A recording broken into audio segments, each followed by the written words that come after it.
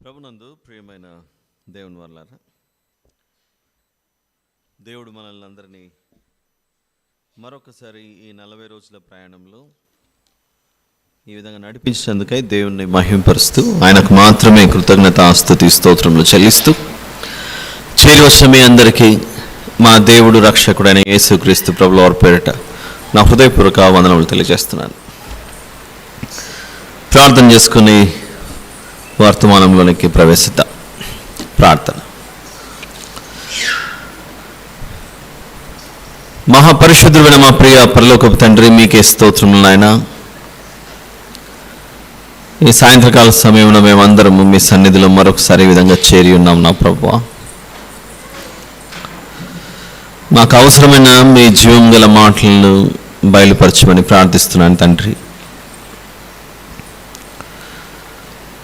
ఎంత నేర్చుకుంటున్నా ఇంకను మేము తెలుసుకోవాల్సినవి ఎన్నో ఉన్నవి కనుక నా ప్రభువా, మీ వద్దకు చేరేంత వరకు మీ యొక్క వాక్యం చేత మేము బలపరచబడుటకు సహాయం చేయమని ప్రార్థిస్తూ, మీ చేత బోధన అందుటకు మాకు సహాయం చేయమని ప్రాధేయపడచ్చు. మీ పాదముల వద్ద కూర్చొని నేర్చుకున్నటకు మాకు సహాయం చేయమని ప్రార్థిస్తూ, మీ సేవకునిగా మీ దాసునిగా మీ బిడ్డల మధ్యలో నిలువబెట్టారు తండ్రి. మీ ఉద్దేశాలను మీ చిత్తానుసారముగా ప్రకటించడానికి సహాయం చేయమని ప్రార్థిస్తూ, మీకే మహిమ ఘనత ప్రభావములు చెల్లిస్తూ, మిమ్మల్ని హెచ్చిస్తూ మమ్మల్ని తగ్గించుకుంటూ మీ పవిత్రమైన పాదముల వద్ద ఈ కృతజ్ఞతాస్తుతి ప్రార్థన మా ప్రభువును ప్రియరక్షకుడైన యేసుక్రీస్తు ప్రభుల వారి పేరిట మీకే సమర్పించి ప్రార్థించి వేడుకొంచున్నాను తండ్రి. ఆమెన్.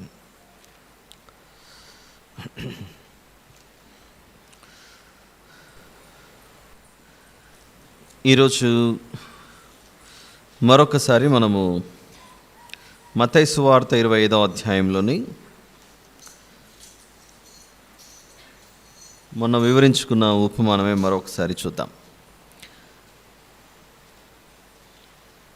కొన్ని సందర్భాలలో అన్ని విషయాలు ఒకేసారి వివరించుకోవడానికి సాధ్యపడదు ఉన్న సమయాన్ని బట్టి. అందుకే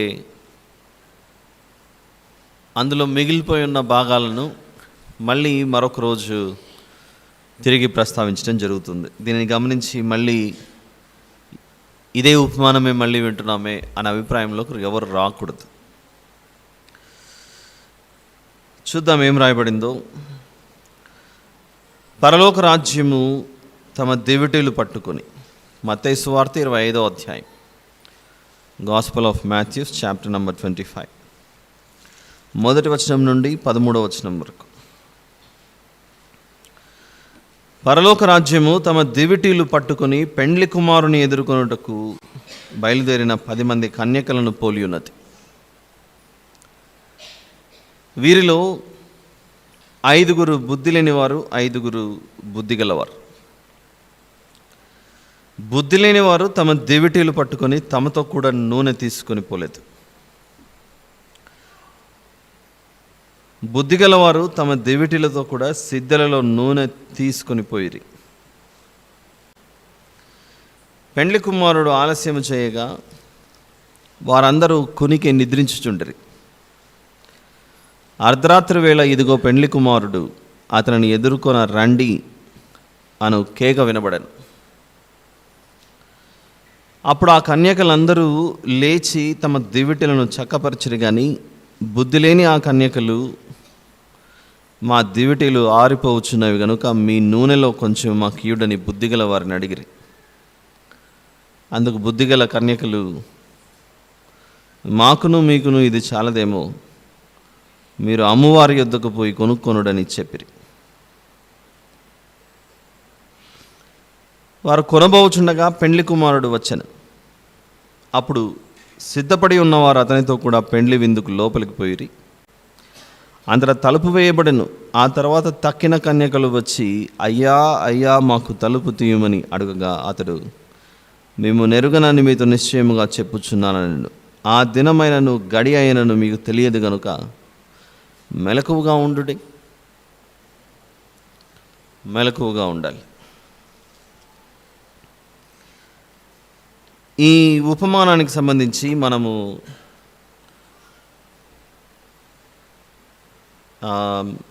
శుక్రవారం ఫ్రైడే కలిసామనుకుంటాం మనం, అవునా?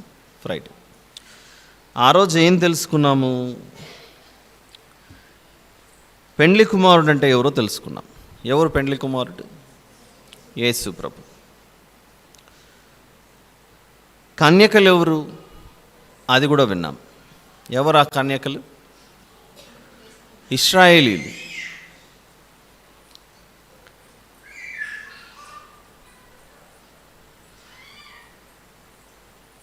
ఇశ్రాయేలీలు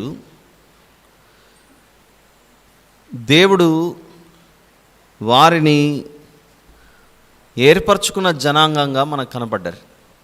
ఇశ్రాయేలీల గురించి ఎక్కడ చూసాం? కొన్ని వచనాలు ఎవరైనా గుర్తు చేయగలరా? ఇశ్రాయేలీయులు దేవునికి వివాహం చేయబడిన వారు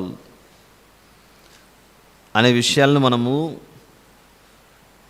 లాస్ట్ ఫ్రైడే చూసాం. మర్చిపోయారా? వీక్ వెళ్ళిపోయింది కదా, వారం వెళ్ళిపోయింది కాబట్టి గుర్తుపెట్టుకోవడం కదా కష్టం. వెరీ గుడ్, ఇప్పుడు వస్తున్నాయి ఆన్సర్స్. ఇర్మియా గ్రంథము 2వ అధ్యాయము మొదటి 2-3 వచనాలలో చూసాం. మరియు యెహోవా వాక్కు నాకు ప్రత్యక్షమై ఇలాగ సెలవిచ్చాను, నీవు వెళ్ళి యెరూషలేము నివాసుల చెవులలో ఈ సమాచారం ప్రకటింపుము. యెహోవా సెలవిచ్చినదేమనగా, నీవు అరణ్యములోను విత్తనములు వేయదగని దేశములోను నన్ను వెంబడించుచు నీ యవన కాలములో నీవు చూపిన అనురాగమును, నీ వైవాహిక ప్రేమను నేను జ్ఞాపకం చేసుకొనుచున్నాను. అప్పుడు ఇశ్రాయేలు యెహోవాకు ప్రతిష్ఠిత జనం. గుర్తొచ్చిందా మీకు ఇప్పుడు? ఇశ్రాయేలు యెహోవాకు ప్రతిష్ఠిత జనము. ఈ జనం గురించి పైన 2వ వచనంలో నీ యవన కాలంలో నీవు చూపిన అనురాగమును, నీ వైవాహిక ప్రేమను నేను జ్ఞాపకం చేసుకొనుచున్నానని ఇశ్రాయేలీల జనాంగం గురించి మాట్లాడుతున్నాడు ఆయన. దీనితో పాటు యెహెజ్కేలు గ్రంథంలో కూడా చూశారు. ఎన్నో అధ్యాయము? 23. యెహెజ్కేలు గ్రంథం 23లో 2వ వచనము 4వ వచనం చూశాం. నరపుత్రుడా, ఒక తల్లికి పుట్టిన 2 స్త్రీలు కలరు. 4వ వచనంలో వారిలో పెద్దదాని పేరు ఓహోలా,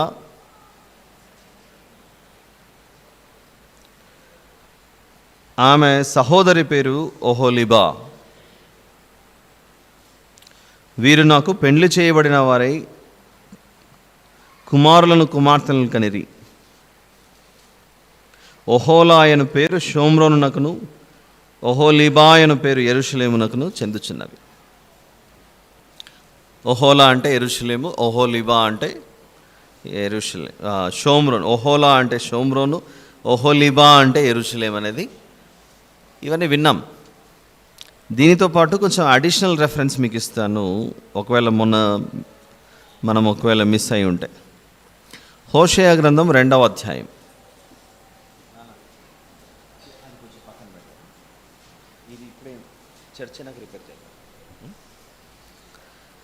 హోషేయ గ్రంథం 2వ అధ్యాయం 19వ వచనం చూద్దాం. హోషేయ గ్రంథము 2వ అధ్యాయం 19వ వచనం. నీవు నిత్యము చదవండి. నీవు నిత్యము నాకుండునట్లుగా నేను నీతిని బట్టి తీర్పు తీర్చుట వలనను, దయా దాక్షిణ్యములు చూపుట వలనను నిన్ను ప్రదానం చేసుకొందును అని ఒక జనాంగంతో మాట్లాడుతున్నాడు ఆయన. అలా పెండ్లి కుమారుడు అంటే యేసు ప్రభు అని, కన్యకలు అనంటే ఇశ్రాయేలీయుల జనాంగంలో దేవుణ్ణి ఎరిగిన ప్రజలు, దేవుణ్ణి ఎరుగని ప్రజలు అనేటువంటి భావం ఉన్న ఆ మాటలు మనం చూసాం. దానితో పాటుగా ముగింపు మనకు ఎలా జరిగింది అనంటే, కొరింథీయులకు రాసిన పత్రికల్లో గుర్తు చేసుకుంటున్నాం. మొన్న మనము ఏదైతే విన్నామో అవి మనకు గుర్తుంటేనే ఈరోజు చెప్పబోయే సందర్భం అర్థమవుతుంది. కొరింథీ పత్రిక కూడా చూశాను. ఎన్నో పత్రిక 2వ పత్రిక 11వ అధ్యాయం. కొరింథీయులకు రాసిన 2వ పత్రిక 11వ అధ్యాయం. ఎన్నో వచనము? 2వ వచనం.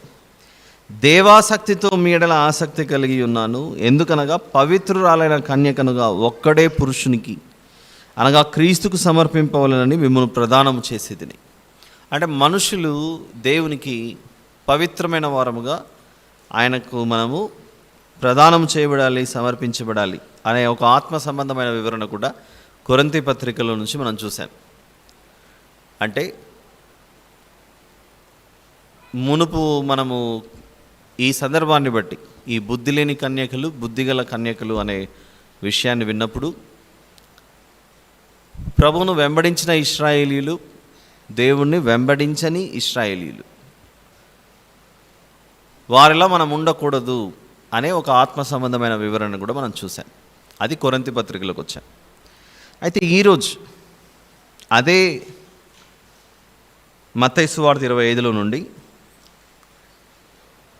ఎన్నో మార్లు మనం చిన్నప్పటి నుండి బుద్ధిగల కన్యకలు, బుద్ధి లేని కన్యకలు అనే ఉపమానం చాలాసార్లు మనం వినే ఉండవచ్చు. కానీ మనం ఎక్కువగా మిస్ చేసేది ఏంటంటే ఇది 24వ అధ్యాయంలో చెప్పబడిన సంగతుల యొక్క వివరణకు సంబంధించిన ఉపమానాలు ఇవి. ఎందుకంటే మత్తయి సువార్త 24వ అధ్యాయంలో శిష్యులు వచ్చి యేసు ప్రభువును ఒక ప్రశ్న అడుగుతారు. మత్తయి సువార్త 24లో యేసు ప్రభు ఏదైతే చెప్పుకుంటూ వస్తాడో దాన్ని కొనసాగించుకుంటూ మళ్ళీ 25వ అధ్యాయంలోని ఆ బుద్ధి లేని కన్యకలు, బుద్ధిగల కన్యకలు అనే సందర్భాన్ని తీసుకొని చాలా ఉపమానాలు చెప్పుకుంటూ వస్తాడు. అసలు ఇది ఎలా ప్రారంభమైంది, ఏం జరుగుతుంది అని అంటే మత్తయి సువార్త 24th చాప్టర్లో మొదటి 2 వచనాలు ఒకసారి చదువుదాం మనం. యేసు దేవాలయం నుండి బయలుదేరి వెళ్ళుచుండగా ఆయన శిష్యులు ఆ దేవాలయపు కట్టడములు ఆయనకు చూపింపవచ్చిరి. దేవాలయం ఎలా నిర్మించబడిందో, దాన్ని ఎవరు కట్టారో, ఇది ఎలా నిర్మించబడింది అనే వివరణ శిష్యులు యేసు ప్రభువు చెప్తున్నారు. అలానే ఉంది మొదటి వచనం, చూడండి జాగ్రత్తగా. యేసు దేవాలయము నుండి బయలుదేరి వెళ్ళుచుండగా ఆయన శిష్యులు ఆ దేవాలయపు కట్టడములు ఆయనకు చూపింపవచ్చిరి. ఆ దేవాలయం నిర్మించబడిందే ప్రభువు కొరకు, దేవుని కొరకు. అది వారికి అర్థం అవ్వట్లేదు, ఇది మా దేవుని ఆలయం అన్న విషయం. మేము కలిసి తిరుగుతున్నది ఈ దేవుడు ఈనాటి వాడు కాదు, ఏనాటి వాడో అన్న విషయం వారికి అర్థం అవ్వలేదేమో. అందుకే ఈ దేవాలయపు తలుపులు ఎలా నిలబెట్టారు, దీనికి రాళ్ళు ఎలా నిలబెట్టారు, దీన్ని ఎవరు నిర్మించారు, ఎలా నిర్మించారు, మొత్తం హిస్టరీ చెప్తున్నారు. ఇంకా ప్రభు ఏం చేయాలి ఇప్పుడు? ఖచ్చితంగా ఏదో వాళ్ళు చెప్తున్నారులే, నాకు తెలియదు అనుకొని అని వాళ్ళు చెప్పినట్లు వినుకుంటూ వెంటనే వారితో ఒక మాట అంటున్నాడు. అందుకు ఆయన, ఈ దేవాలయపు కట్టడాలు మీరు నాకు చూపిస్తున్నారు, బాగానే ఉంది. 2వ వచనంలో చెప్తున్నాడు. వాళ్ళకు తెలియని విషయం 2వ వచనంలో చెప్తూ వస్తున్నాడు ఆయన. మొదటి వచనానికి 2వ వచనానికి తేడా. మొదటి వచనంలో శిష్యులు మాట్లాడుతున్నారు మత్తయి సువార్త 24లో. 2వ వచనంలో యేసు ప్రభువు మాట్లాడడం ప్రారంభించాడు. నిజానికి మత్తయి సువార్త 24వ అధ్యాయంలో 51 వచనాలు కనబడతాయి మనకు. మీ బైబిల్లో కూడా 51 ఉన్నాయా తెలుగులో?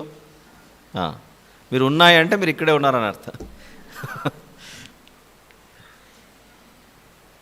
మత్తయి సువార్త 24వ అధ్యాయంలో 51 వచనాలు ఉంటే కేవలం 2 వచనాలలో శిష్యులు మాట్లాడిన సందర్భం మాత్రం కనబడుతుంది. మిగిలిన 49 వచనాలు యేసుప్రభువే తీసుకొని మాట్లాడుతున్నాడు అక్కడ. కొందరి దగ్గర కేవలం వైట్ పేపర్ బ్లాక్లో రాయబడిన బైబిల్ ఉండొచ్చు మీ దగ్గర. మరికొందరి దగ్గర ఇక్కడ కూర్చున్న వారిలోనే బ్లాక్ లెటర్స్, రెడ్ లెటర్స్ రెండు ఉన్న బైబిల్ ఉండొచ్చు. ఎవరి దగ్గర అన్నా ఉందా? ఎవరి దగ్గర అన్నా ఉంటే చేయొద్దండి. ఇక్కడ ఎవరి దగ్గర లేదా? మనకున్న బైబిల్లో రాయబడిన ప్రింటింగ్లో శిష్యులు మాట్లాడిందేమో బ్లాక్ కలర్లో ప్రింట్ అయి ఉంది, యేసు ప్రభు మాట్లాడిందేమో రెడ్ కలర్లో ప్రింట్ అయి ఉంటుంది. ఎవరి దగ్గర ఉందా అలాంటి బైబిల్? ఎవరి దగ్గర లేదా?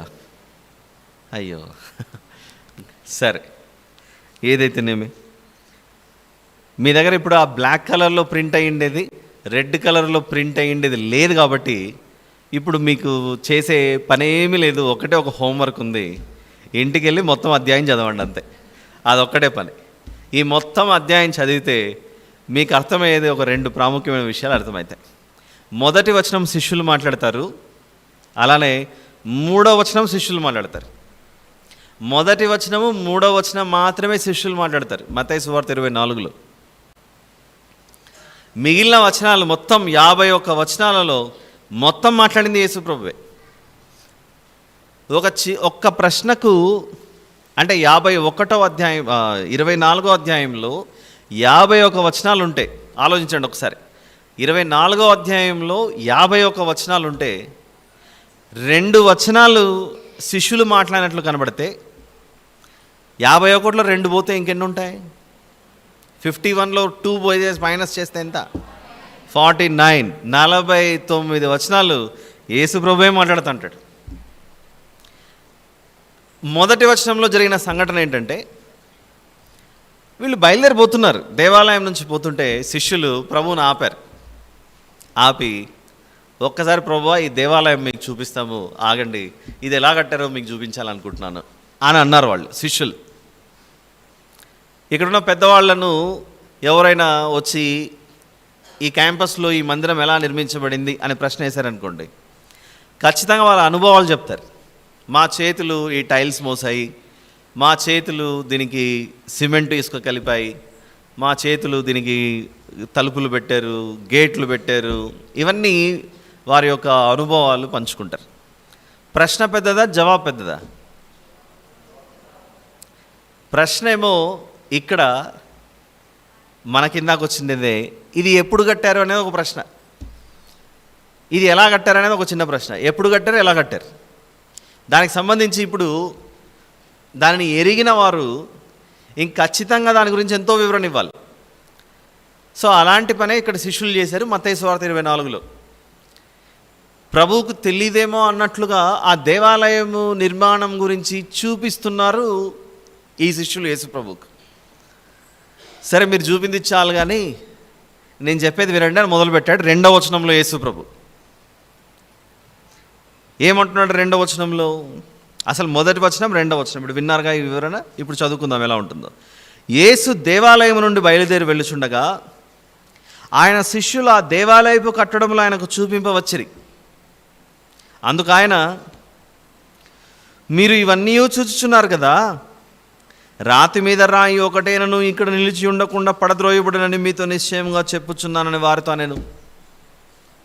మీరు నాకు చూపించారు, ఇవన్నీ బాగానే ఉంది, దీని మీద ఒక రాయి కూడా లేకుండా మొత్తం కూల్చేస్తారని చెప్పేసి మొత్తం దాని భవిష్యత్తు చెప్తున్నాడు. గతం చెప్తున్నారు శిష్యులు, చరిత్ర చెప్తున్నారు శిష్యులు, యేసు ప్రభు ఏమో భవిష్యత్తు చెప్తున్నాడు. అక్కడ మత్తయి సువార్త 24లో మొదటి వచనానికి 2వ వచనానికి తేడా ఏంటంటే, శిష్యులేమో జరిగిపోయింది చెప్తున్నారు, యేసు ప్రభు ఏమో జరగబోయేది చెప్తున్నాడు. జరిగిపోయిండేది చెప్పడం సులభమా, జరగబోయేది చెప్పడం సులభమా? జరగబోయేది ఫ్యూచర్ చెప్తున్నాడు యేసు ప్రభు, జరిగిండేది శిష్యులు చెప్తున్నారు. దీన్ని పలానా వాళ్ళు కట్టారు, ఇలా కష్టపడ్డారు, వాళ్ళ చేతులు కష్టపడ్డాయి, అది ఇది అని. వారేమో చాలా ముచ్చటగా ఇవన్నీ చెబితే యేసు ప్రభు చాలా సంతోషపడతాడేమో అని వాళ్ళు ముచ్చటగా చెప్తుంటే ఆయన వెంటనే దానికి స్పందిస్తూ, మీరు చూపిస్తున్న ఆలయం అంత పెద్ద పెద్ద రాళ్లతో నిర్మించబడింది కదా, ఈ రాళ్ళన్నీ ఏది కూడా ఉండకుండా అన్నీ కూల్చబడతాయని చెప్తున్నాడు. అక్కడ శుభ అని అప్పుడప్పుడు ఏదో చెప్తుంటారు కదా తెలుగులో సామెత, మనం మాట్లాడుకునే వాళ్ళు, శుభ అని నేను పలుకుతుంటే నువ్వు అన్ని శాపాలు పలుకుతున్నావు కదరా, కొంచెం నువ్వు ఆపని అంటారు. అప్పుడు కానీ ఇక్కడ వీళ్ళు చేస్తున్నది కూడా దాదాపుగా అలానే ఉంది. ఎలా మందిరం ఎలా నిర్మించబడిందని వీళ్ళు చెప్తున్నారు, నిర్మించబడిన మందిరం ఎలా కూలిపోతుందో చెప్తున్నాడు యేసుప్రభు అక్కడ. వారికి ఒక్కసారి తల తిరిగినట్లు అయిపోయింది. చూడండి మొదటి రెండు వచనాలు. ఆ ఉద్దేశంతో మీరు ఆలోచించండి ఒకసారి. యేసు దేవాలయం నుండి బయలుదేరి వెళ్ళుచుండగా ఆయన శిష్యులు ఆ దేవాలయపు కట్టడంలో ఆయనకు చూపింపవచ్చిరి. అందుకు ఆయన, మీరు ఇవన్నీ చూస్తున్నారు కదా, నాకు చూపిస్తున్నారు కదా, రాతి మీద రాయి ఒకటైనను ఇక్కడ నిలిచి ఉండకుండా పడద్రోయబడిన నిమిత్తం నిశ్చయంగా చెప్పుచున్నాను. ఇంకా వాళ్ళకి అర్థమైంది, ఈయన చెప్పాడంటే ఖచ్చితంగా జరిగేదే ఇది. చూపిస్తున్న ఈ నిర్మాణం ఏది కూడా నిలబడదు, అంతా కింద పడిపోతుంది, కూలిపోతుంది, ఈ మందిరం నిలబడదు. మరి ఈయన చెప్పాడంటే ఖచ్చితంగా జరిగే తీరాలి అనే డౌట్ వచ్చి 3వ వచనంలో మరో ప్రశ్న వేశారు. ఆయన ఒలీవల కొండ మీద కూర్చుండి ఉన్నప్పుడు శిష్యులు ఆయన యొద్దకు ఏకాంతముగా వచ్చి, ఇవి ఎప్పుడు జరుగును, నీ రాకడకును ఈ యుగ సమాప్తికి నీ సూచనలేవి మాతో చెప్పుమనగా, అప్పుడు యేసు ప్రభు వారితో ఇలా చెప్పి అక్కడ ప్రారంభించాడు. 4వ వచనం దగ్గర, మత్తయి సువార్త 24వ అధ్యాయము 4వ వచనం దగ్గర ప్రారంభించిన ఆయన ఎక్కడ ముగించాడు? చెప్పండి గట్టిగా, నాకు వినపడట్లేదు. అక్కడే మీరు పొరపాటు చేశారు.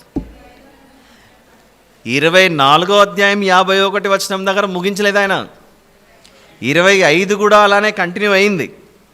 25 కూడా కంటిన్యూ అయ్యి 46వ వచనం ముందు చూసారా? 25వ అధ్యాయంలో 25వ అధ్యాయం 46వ వచనం దగ్గర ఆయన చెప్పడం అక్కడ క్లోజ్ అవుతుంది. అక్కడ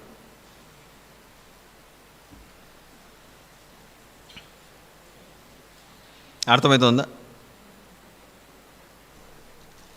అంటే శిష్యులు అడిగిన ప్రశ్న, మత్తయి సువార్త 24 3వ వచనంలో ఒక మాట అడిగారు. ఏమడిగారు? ఆయన ఒలీవల కొండ మీద కూర్చుండి ఉన్నప్పుడు శిష్యులు ఆయన యొద్దకు ఏకాంతముగా వచ్చి, ఇవి ఎప్పుడు జరుగును, ఈ దేవాలయం కూలిపోతుందని చెప్తున్నావే, రాయి మీద రాయి నిలబడకుండా మొత్తం పడద్రోయబడుతుందని చెప్తున్నావు కదా, ఇవన్నీ ఎప్పుడు జరుగుతాయి ప్రభువా? నీ రాకడకును ఈ యుగ సమాప్తికి నీ సూచనలేవి మాతో చెప్పుమనగా, అప్పుడు ప్రారంభించాడు 24వ అధ్యాయం 4వ వచనంలో. అలా ప్రారంభించి కంటిన్యూ అయిపోయి 24వ అధ్యాయం అయిపోయింది. అలానే 25వ అధ్యాయం కూడా అయిపోయిన తర్వాత అప్పుడు 26th చాప్టర్ స్టార్ట్ అవుతుంది. 26వ అధ్యాయం 26వ అధ్యాయం మొదటి వచనం చూడండి ఎలా ఉంటుందో. యేసు ఈ మాటలన్నీ చెప్పి చాలించిన తర్వాత జరిగినదేమనగా, ఆయన తన శిష్యులను చూచి, ఈ మాటలన్నీ చెప్పి చాలించిన తర్వాత చాలా ఇంకెంతకంటే ఎక్కువ వద్దని ఆయన చెప్పడం ఆపేశాడు 25వ అధ్యాయం అయిపోయిన తర్వాత. అంటే మనం ఎంచుకున్న ఈ ఉపమానం ఏదైతే ఉందో, ఏది బుద్ధి లేని కన్యకలు, బుద్ధిగల కన్యకలు అనేది మనం మొదటి నుంచి ఎంచుకున్నామా, మధ్యలోకి వచ్చి ప్రారంభించుకున్నామా? ఆలోచించండి ఒకసారి. మత్తయి సువార్త 25 మొదటి వచనం నుండి చూసాం మనం. ఈ ఉపమానం అన్నది యేసు ప్రభు చెబుతున్న సందర్భంలో ప్రారంభం నుంచి ఉన్న సందర్భాన్ని తీసుకున్నామా, మనం మధ్యలోంచి తీసుకున్నామా? మధ్యలోంచి తీసుకున్నాం. అంటే మధ్యలో నుంచి తీసుకున్న సందర్భం అర్థం అవ్వాలంటే మనకేం అర్థం అవ్వాలి? ప్రారంభం అర్థం అవ్వాలి. ప్రారంభం అర్థం అవ్వకపోతే మధ్యలోది అర్థం అవ్వడం చాలా కష్టం. ప్రారంభంలో ఏముంది? శిష్యులు వచ్చి అడిగారు. ఏమడిగారు? నీ రాకడకును ఈ యుగ సమాప్తికి నీ సూచనలు ఏమని అడిగారు. 3వ వచనం చూడండి, 24వ అధ్యాయం 3వ వచనం. ఆయన ఒలీవల కొండ మీద కూర్చుండి ఉన్నప్పుడు శిష్యులు ఆయన యొద్దకు ఏకాంతముగా వచ్చి, ఇవి ఎప్పుడు జరుగును, నీ రాకడకును ఈ యుగ సమాప్తికి నీ సూచనలేవి అని అడిగారు వాళ్ళు. నీ రాకడకును ఈ యుగ సమాప్తికి నీ సూచనలేవి అని అడిగారు వారు. వారికి అర్థమైపోయింది, ప్రభువు రాగానే ఇవన్నీ భయంకరమైన సంఘటనలు చోటు చేసుకునే అవకాశం ఉందని. ఇప్పుడు ఈ 3వ వచనంలో నీ రాకడకును ఈ యుగ సమాప్తికి నీ సూచనలేవి అన్నప్పుడు మనకు యుగం అంటే ఏంటో అర్థం అవ్వాలి. యుగం అంటే ఏంటి? 12 నెలలు కలిపితే ఒక సంవత్సరం, 10 సంవత్సరాలు కలిపితే ఒక దశాబ్దం, 100 సంవత్సరాలు కలిపితే ఒక శతాబ్దం. అలా 1000 సంవత్సరాలు కలిపితే ఒక యుగం, మిలేనియం అంటారు దాన్ని. ఎవరైతే 2001, 2002, 2003 తర్వాత పుట్టిన పిల్లలు ఎవరైనా ఇక్కడ ఉంటే వీరికి పెద్ద అర్థం కాకపోవచ్చేమో, కానీ 2000 కంటే బిఫోర్ దాదాపుగా ఒక 10-15 ఇయర్స్ క్రితం, ఈ 1970s, 80s, 90sలో పుట్టిన వాళ్ళు, మనకెప్పుడైతే 1999 అయిపోయిందో, 1999వ సంవత్సరం అయిపోయి 1999 డిసెంబర్ 31 రాత్రి గుర్తు తెచ్చుకోండి. పాత జ్ఞాపకాలకు వెళ్ళిపోవాలి. పాత జ్ఞాపకాలకు వెళ్ళిపోవాలంటే మనం ఎంత వెనక్కి వెళ్ళాలి? ఇప్పుడు 24 ఇయర్స్ దాదాపుగా వెనక్కి వెళ్ళాలి. ఇప్పుడు 2024లో ఉన్నాం. మీరందరూ గుర్తు తెచ్చుకోండి. 99 ఇయర్ అయిపోయిన తర్వాత, 1999 అయిపోయిన తర్వాత మనం ఎప్పుడైతే 2000కి వస్తున్నామో, 2000 ఇయర్కి ఎంటర్ అవుతున్నామో, అన్ని చోట్ల మనకు న్యూస్ పేపర్స్లో అన్ని చోట్ల మిలేనియం మిలేనియం మిలేనియం అని ఎక్కువగా వాడారు. అంతెందుకు, ఇప్పుడు మోడర్న్ డేస్లో యంగ్స్టర్స్ చదువుకునే దాంట్లో కూడా వీళ్ళందరూ మిలేనియల్స్ అంటే అని అంటారు. మిలేనియల్స్ అంటే ఆ 98, 99, 2000, 2001, 2002లో పుట్టిన వాళ్ళందరినీ మిలేనియల్స్ అని పిలుస్తారు. ఇప్పుడున్నటువంటి తరాలను 3-4 ప్రధాన భాగాలుగా విభజించారు. క్లాసికల్, ఏన్షియంట్ అన్నారు, కానీ ఓల్డ్ ఏజ్ పీపుల్, ఎవరైతే ప్రీ మిలేనియల్స్, బిఫోర్ మిలేనియం అంటే 2000 సంవత్సరం కంటే ముందు పుట్టిన వాళ్ళందరూ ఆ కేటగిరీలోకి వచ్చారు. 2000 సంవత్సరానికి దరిదాపుల్లో పుట్టిన వాళ్ళందరినీ మిలేనియల్స్ అన్నారు. ఇదే కాకుండా జెన్ఎక్స్, జెన్జీ జనరేషన్స్ అని కూడా పిలుస్తున్నారు. జెన్ఎక్స్, జెన్జీ అంటే జనరేషన్ జీ. వీళ్ళందరికీ కంప్యూటర్లు, టెక్నాలజీ ఇవన్నీ బాగా అలవాటు ఉంటాయి. ఎవరైతే 1970s, 80sలో పుట్టిన వాళ్ళు ఈ 2001, 2003, 2004లలో పుట్టిన వాళ్ళ దగ్గరికి వచ్చి ఈ ఫోన్ ఎట్లా ఆపరేట్ చేయాలో కొంచెం నేర్పిస్తామని అడుగుతుంటారు. వీళ్ళు ఈ క్లాసిఫికేషన్ చేయడానికి ఈ జనరేషన్స్ అన్నిటినీ ఇలా భాగాలుగా విభజించారు. ఏదైతేనేమి 2000 ఇయర్ అని చెప్పడానికి ఎందుకు తీసుకొచ్చానంటే, మిలేనియం అనే పదం మనకు ఎక్కువగా వినపడింది, మీకు గుర్తుంటే పెద్దవాళ్ళకు. మిలేనియం అంటే అర్థం ఏంటంటే 10 సంవత్సరాలను దశాబ్దం అంటారు కదా, దాన్ని ఇంగ్లీష్లో అయితే డెకేడ్ అంటారు. 100 సంవత్సరాలు కలిపితే ఒక సెంచురీ అవుతుంది. సచిన్ టెండూల్కర్ సెంచురీ కొట్టాడు, విరాట్ కోహ్లీ సెంచురీ కొట్టాడు. సెంచురీ అంటే ఏంటి? 100 ఇయర్స్. అలానే యుగము అని అంటే 1000 సంవత్సరాలు, దాన్ని ఇంగ్లీష్లో మిలేనియం అని పిలుస్తారు. ఇక్కడ శిష్యులు 3వ వచనంలో నీ రాకడకును ఈ యుగ సమాప్తికి నీ సూచనలు ఏవి అని మాట్లాడుతున్నారు. ఈ యుగ సమాప్తి అని మాట్లాడుతున్నారు శిష్యులు. ఇంతకు ఏ యుగ సమాప్తి అది? మనం ఉంటున్న 2000 సంవత్సరమా, లేకపోతే అంతకు మునుపు అయిపోయిన ఒక 1000 సంవత్సరాలా, లేకపోతే యేసు ప్రభు వచ్చిన కాలానికి యుగ సమాప్త? ఇంతకు ఏ యుగ సమాప్తి? అది మనకు తెలియాలంటే కొంచెం అంతో ఇంతో చరిత్ర మీద అవగాహన ఉండాలి మనకు. ఆ చరిత్రలో చోటు చేసుకున్న సంఘటనలు అర్థం అవ్వాలంటే యేసు ప్రభు కొన్ని మాటలు చెప్తున్నాడు. 4వ వచనం నుండి, 24వ అధ్యాయం 4వ వచనం నుండి, ఎవడును మిమ్మును మోసపరచకుండా చూచుకొనుడి. అనేకులు నా పేరట వచ్చి నేనే క్రీస్తునని చెప్పి పలువురిని మోసపరచెదరు.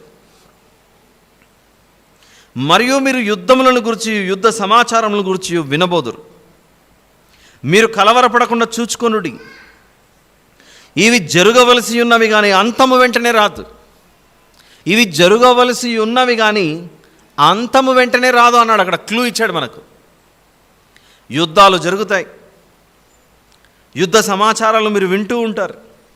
ఇవన్నీ వింటున్నప్పుడు మీరు కలవరపడకండి, ఏదో జరగబోతుందని. నేను మీకు ముందుగానే చెప్తున్నాను, ఇవన్నీ జరగవలసి ఉన్నవి కానీ అంతము, ఎండ్ మాత్రం ఇప్పుడే రాదని అంటున్నాడు.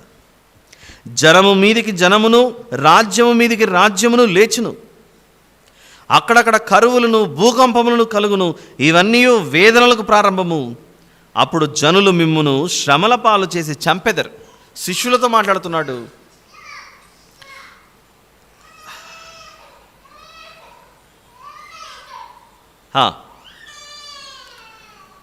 అప్పుడు జనులు మిమ్మల్ని శ్రమల పాలు చేసి చంపెదరు. మీరు నా నామము నిమిత్తములు సకల జనముల చేత ద్వేషింపబడుదురు. ఇలా చెప్పుకుంటూ వచ్చి ప్రభు ఏమంటున్నాడంటే 34వ వచనంలో ఒక మాట అన్నాడు, ఇవన్నీ జరుగు వరకు ఈ తరము గతింపదు అన్నాడు. ఇవన్నీ జరుగు వరకు ఈ తరము గతింపదు అని అంటే శిష్యులు ఉన్న కాలంలోనే వారు యుద్ధములను గురించి, యుద్ధ సమాచారాలను గురించి విని ఉండాలి. ఇవన్నీ వింటున్నప్పుడు బుద్ధి గలవారు అందులో నుంచి బయటపడతారు, బుద్ధి లేని వారు అందులోనే పడిపోతారు. అది సమాచారం. ఇంతకు ఏం జరిగింది అని ఆలోచిస్తే, మొన్న ఒక చిన్న క్లూ ఇచ్చేసి వెళ్ళిపోయాను మీ దగ్గర. క్రీస్తు శకం 70వ సంవత్సరంలో యెరూషలేములో భయంకరమైన హింస, పర్సెక్యూషన్, భయంకరమైన హింస జరుగుతుంది యెరూషలేములో. కావాల్స్తే మీరు మన హిస్టారికల్ బుక్స్ తీసి చదివితే దాంట్లో కనపడుతుంది. క్రీస్తు శకం 70వ సంవత్సరంలో జరిగిన సంఘటన ఏంటంటే, యెరూషలేములో ఉన్న ఇశ్రాయేలీలు, యూదా దేశము ఆనాటి రోమా ప్రభుత్వం మీద తిరగబడుతుంది. మనం ఎలాగైతే కొన్ని సంవత్సరాలు భారతీయులమైన మనం బ్రిటిష్ పరిపాలన మాకు వద్దని వారి పరిపాలనను వ్యతిరేకించి ఇది మా దేశమే, మేమే పరిపాలించుకోవాలని వారి మీద ఎలాగైతే తిరగబడ్డామో, మనదొక శాంతియుత పోరాటం జరిగింది. కానీ అక్కడ యెరూషలేము ఇశ్రాయేలుల మధ్య, రోమా ప్రభుత్వానికి మధ్య భయంకరమైన రక్తపాతం చోటు చేసుకుంటుంది. మా దేశాన్ని మేమే పరిపాలించుకుంటాం, ఈ రోమా ప్రభుత్వం కింద ఉండం మేమని తిరుగుబాటు చేస్తారు. అప్పుడు తిరుగుబాటు చేస్తే ఆ రోమీయులు యెరూషలేం పట్టణాన్ని ముట్టడి వేస్తారు. ఆనాటి కాలంలో భవిష్యత్తులో చక్రవర్తి కాబోతున్న ఒక వ్యక్తి, టైటస్ అన్న ఒక వ్యక్తి, యెరూషలేం మీదికి సైన్యంతో వచ్చి మొత్తం చుట్టేస్తాడు. ఇది అలా కొన్ని నెలలు, సంవత్సరాలు అలా చుట్టేసేసరికి లోపలున్న వాళ్ళు బయటికి రాలేని పరిస్థితి అయిపోయేసరికి ఆకలికి అలమటించిపోతారు. అలా కరువు, భయంకరమైన కరువు ఆ యెరూషలేంలో చోటు చేసుకుంటుంది. అది ఇది వింటుంటే మనకేం గుర్తు రావాలి? ఇలాంటి సంఘటన ఎప్పుడో జరిగి ఉండాలి చరిత్రలో. ఎవరికైనా గుర్తొస్తుందా అలాంటిది? చెప్పగలరా ఎవరైనా? ఇక్కడే వివరించిన ఆ విషయాలు కూడా. రాజుల చరిత్ర చెప్పినప్పుడు యెరూషలేమును బబులోను సైన్యం, నెబుకద్నెజరు సైన్యం అలా ముట్టడి వేసింది అని మనం ఇర్మియా గ్రంథాన్ని, తర్వాత రాజుల చరిత్రను చెప్పుకున్నప్పుడు అలాంటి వివరణ ఒకసారి విన్నాం. అప్పుడు నెబుకద్నెజరు పాడు చేసిండేది సొలొమోను గారు కట్టించిన దేవాలయం. నెబుకద్నెజరు, బబులోను సైన్యం వచ్చి ఆ యెరూషలేం మందిరాన్ని పాడు చేసిండేది. దావీదు గారి కుమారుడైన సొలొమోను గారు ఒక యెరూషలేం మందిరాన్ని కట్టిస్తారు కదా, దానిని నెబుకద్నెజరు అతని సైన్యం కూల్చేస్తారు. ఆ తర్వాత వీళ్ళు 70 సంవత్సరాల ఆ శిక్షను అనుభవించి బబులోను చెరలో నుండి తిరిగి వచ్చిన తర్వాత దైవజనుడైన ఎజ్రా గారి చేత, అంతకుముందు జెరుబ్బాబేలు గారి చేత, తర్వాత నెహమ్యా గారి చేత మళ్ళీ ఈ దేవాలయం నిర్మించబడుతుంది. ఇవన్నీ మనం చాలాసార్లు విన్నాం. సొలొమోను గారు కట్టించిన ఆలయాన్ని నెబుకద్నెజరు అతని సైన్యం కూల్చేస్తారు. కూల్చేశారో లేదో బైబిల్లో నుండి ఆధారం చూద్దాం ఒకసారి, ఎవరైనా మర్చిపోయి ఉంటే. దినవృత్తాంతములు 2వ గ్రంథం 36వ అధ్యాయం. దినవృత్తాంతములు 2వ గ్రంథం 36.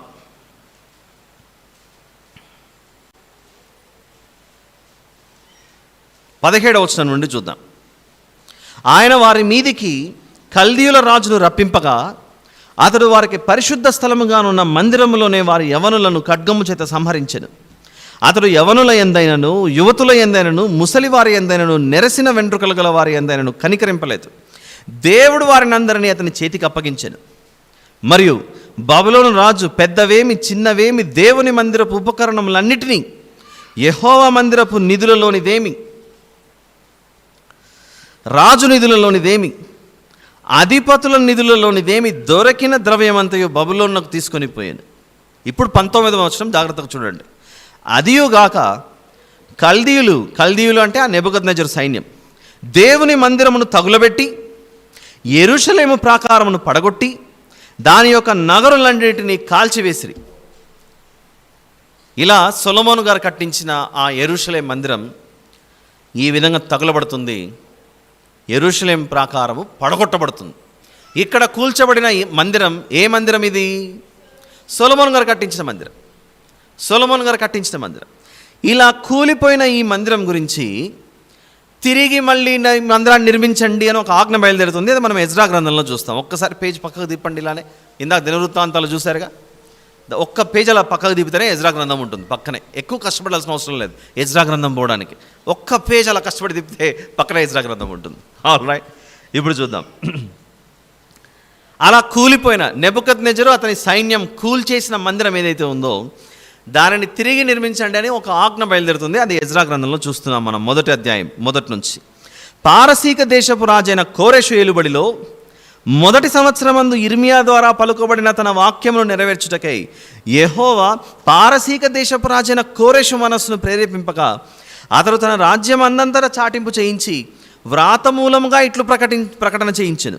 ఏమంటున్నాడంటే 2వ వచనంలో, ఆ కోరెషు అను రాజు, పారసీక దేశపు రాజైన కోరెషు ఆజ్ఞాపించినదేమనగా, ఆకాశమందలి దేవుడైన యెహోవా లోకమందున్న సకల జనములను నా వశము చేసి యూదా దేశమందున్న యెరూషలేములో తనకు మందిరమును కట్టించుమని నాకు ఆజ్ఞ ఇచ్చి ఉన్నాడు. మీకు అర్థమవుతోంది కదా? కూలిపోయిన మందిరాన్ని తిరిగి కట్టించమని దేవుడైన యెహోవా లోకమందున్న సకల జనములను నా వశము చేసి యూదా దేశమందున్న యెరూషలేములో తనకు మందిరమును కట్టించమని నాకు ఆజ్ఞ ఇచ్చి ఉన్నాడు. కావున 3వ వచనం, మీలో ఎవరు ఆయన జనులై ఉన్నారో వారు యూదా దేశమందున్న యెరూషలేమునకు బయలుదేరి యెరూషలేములోని దేవుని మందిరమును అనగా ఇశ్రాయేలీయుల దేవుడైన యెహోవా మందిరమును కట్టవలెను, వారి దేవుడు వారికి తోడయుండును గాక అని కోరెషు ఆజ్ఞ ఇవ్వగా మళ్ళీ చెరలో ఉన్న వీళ్ళందరూ బయలుదేరి ఆ మందిరాన్ని కట్టడానికి బయలుదేరుతారు. అర్థమైంది కదా ఇప్పుడు మీకు నేనేం చెప్పాను? సొలొమోను గారు కట్టించిన మందిరాన్ని నెబుకద్నెజర్ సైన్యం కూల్చేశారు. అది దినవృత్తాంతములు 2వ గ్రంథం చివరి అధ్యాయం చూశాను. మనం తిప్పింది ఒక్క పేజ్ అయినా ఇదంతా చరిత్ర దాదాపుగా 50-60 సంవత్సరాల విడది తర్వాత చోటు చేసుకున్న సంఘటన. 70 సంవత్సరాల ఆ శిక్ష పూర్తయిన తర్వాత వీళ్ళు తిరిగి రావాలి. క్రీస్తు పూర్వం 539 539లో ఈ కోరెషు అన్న వ్యక్తి ఇశ్రాయేలీయులకు మిగిలిన జనాలకు ఆజ్ఞయిస్తున్నాడు, యెరూషలేములో మందిరం కూలిపోయింది, మీరందరూ ఎవరెవరైతే ఆ దేవుని ప్రజలై ఉన్నారో మీరందరూ వెళ్ళి ఆ మందిరాన్ని నిర్మించండి అన్నప్పుడు అందరూ దశల వారీగా వచ్చి ఆ మందిరాన్ని తిరిగి నిలవబెడతారు. అలా నిలబెట్టబడిన ఆ మందిరాన్ని ఇక్కడ ఎజ్రా గ్రంథంలో మనం ప్రాముఖ్యమైన పేర్లు కొన్ని చూస్తాం. ఒకటి జెరుబ్బాబెలు అనే వ్యక్తి, 2వది ఎజ్రా గారు, ఆ తర్వాత ఈ ఎజ్రా పుస్తకం దాటుకొని వెళ్తే నెహెమ్యా గ్రంథం కనబడుతుంది. ఇలాంటి వారి ఆధ్వర్యంలో జెరుబ్బాబెలు, ఎజ్రా గారు, నెహెమ్యా గారు, తర్వాత చివరిలో మనకు కనబడే హగ్గయి గారు, జకర్యా గారు, ఈ ప్రవక్తలందరూ ఆ కాలంలో దగ్గరుండి మళ్ళీ ఈ మందిర నిర్మాణంలో చాలా ప్రాముఖ్యమైన పాత్ర పోషిస్తారు. అలా కూలిపోయిన మందిరం మళ్ళీ నిర్మించబడుతుంది. ఇలా నిర్మించబడిన ఈ 2వ మందిరాన్నే మత్తయి సువార్త 24లో శిష్యులు యేసు ప్రభువుకు చూపిస్తున్నారు. దేవా ఈ మందిరం చూడు ప్రభువా అని మత్తయి సువార్త 24వ అధ్యాయంలో 1వ వచనంలో అప్పుడు శిష్యులు ఆ మందిర నిర్మాణమును చూపిస్తున్నారు. అంటే శిష్యులు చూపిస్తున్నది సొలొమోను గారు కట్టించిన మొదటి మందిరమా లేకపోతే 2వ మందిరం చూపిస్తున్నారా? 2వ మందిరం చూపిస్తున్నారు. ఎప్పుడైతే 2వ మందిరం చూపిస్తున్నారో వెంటనే యేసుప్రభు ఏమన్నాడు అక్కడ మత్తయి సువార్త 24లో? మీరు ఇవన్నీ చూస్తున్నారు కానీ ఏమంటున్నాడు 24వ అధ్యాయం మత్తయి సువార్త 2వ వచనంలో, మీరు ఇవన్నీ చూస్తున్నారు కదా, రాతి మీద రాయి ఒకటేనను ఇక్కడ నిలిచి ఉండకుండా పడద్రోయబడునని మీతో నిశ్చయముగా చెప్పుచున్నాను. అంటే యేసు ప్రభు పలికిన ఈ మాట మొదటి మందిరం కూలిపోతుందనా 2వ మందిరం కూలిపోతుందనా? మొదటి మందిరం ఎందుకు వర్తించదు ఇక్కడ? నెబుకద్నెజర్ ఆల్రెడీ కూల్చేశాడు కాబట్టి. అంటే యేసు ప్రభు చెబుతున్న మాట, మీరు ఈ మందిరాన్ని చూస్తున్నారు, రాతి మీద రాయి ఒకటైనా ఇక్కడ నిలిచి ఉండకుండా పడద్రోయబడునని మీతో నిశ్చయముగా చెప్పుచున్నాను. మళ్ళీ రాయి మీద రాయి ఉండకుండా మొత్తం ఈ మందిరం డెమాలిష్ అయిపోతుంది, ఈ మందిరం కూల్చబడుతుంది అని యేసు ప్రభు చెప్తున్నాడంటే, ఎవరైనా తమ సొంత దేశంలో ఉన్న సొంత దేవుని ఆలయాన్ని వాళ్ళు కూల్చుకుంటారా చెప్పండి? చేతులారా వాళ్ళ సొంత దేవాలయాన్ని ఎవరైనా కూల్చుకుంటారా? కూల్చుకోరుగా. అంటే ఈ మందిరం కూల్చబడాలి అని అంటే ఈ దేశం మీదకి ఎవరు రాబోతున్నారు? ఎవరో శత్రువులు రాబోతున్నారు. ఆ శత్రువులు ఎవరో కాదు, మనం చరిత్ర చదివితే కనబడే విషయమే. ఆనాటి కాలంలో రోమా ప్రభుత్వం ఇశ్రాయేలీయులలో పరిపాలిస్తూ చివరికి యేసు ప్రభువుని కూడా సిలువకి వేసి కొట్టింది ఆనాటి రోమా ప్రభుత్వం. ఎన్నాళ్ళు వీరి అధికారం కింద ఉండాలని వీళ్ళు ఏం చేశారంటే తిరుగుబాటు చేస్తారు. మీ ప్రభుత్వం మాకొద్దు, మా దేశాన్ని మేమే పరిపాలించుకుంటామని. అప్పుడు వాళ్ళు ఇంకా గొప్ప సైన్యంతో వచ్చి యెరూషలేమును ముట్టడి వేస్తారు. మీకున్న ఆధారం ఈ యెరూషలేం మందిరమే కదా, అందుకే ఈ మందిరాన్నే కూల్చేస్తామని ప్రవక్త అయిన దానియేలు గ్రంథంలో ఏదైతే ఒక అసహ్యమైన జంతువుని తీసుకొని వచ్చి అక్కడ బలి ఇస్తారో అవన్నీ చెప్తాడు యేసు ప్రభు. 24వ అధ్యాయం 15వ వచనం చూడండి, అక్కడ 24వ అధ్యాయం 15వ వచనం. కాబట్టి ప్రవక్త అయిన దానియేలు ద్వారా చెప్పబడిన నాశనకరమైన హేయ వస్తువు పరిశుద్ధ స్థలమందు నిలుచుట మీరు చూడగానే చదువువాడు గ్రహించుగాక. యూదయలో ఉండువారు కొండలకు పారిపోవలను, మిద్దె మీద ఉండువాడు తన ఇంటిలో నుండి ఏదైనా తీసుకొని పోవుటకు దిగకూడదు. ఇలా ఈ రోమా ప్రభుత్వం మీద తిరగబడినప్పుడు భయంకరమైన యుద్ధం జరిగి చివరికి ఇంచుమించు 10 లక్షల మంది ఇశ్రాయేలీయులు ఆ రోమియోల చేత చనిపోవడం జరుగుతుంది. ఉన్న ఒక పట్టణంలో ఆనాటి కాలంలో 10 లక్షలు అంటే ఊహించుకోండి, చిన్న సంఖ్యనా, ఇది చాలా పెద్ద సంఖ్యన. అంత భయంకరమైన హింస జరిగినప్పుడు ఎవరు వాళ్ళు అక్కడ ఉండకుండా అందరూ చెదరిపోతారు. లోపల మాత్రం మేము గెలుస్తామని అట్లే కూర్చున్నారు చూసారా, వాళ్ళు మాత్రం వారి చేతిలో చిక్కిపోయి వాళ్ళు నాశనం అయిపోతారు.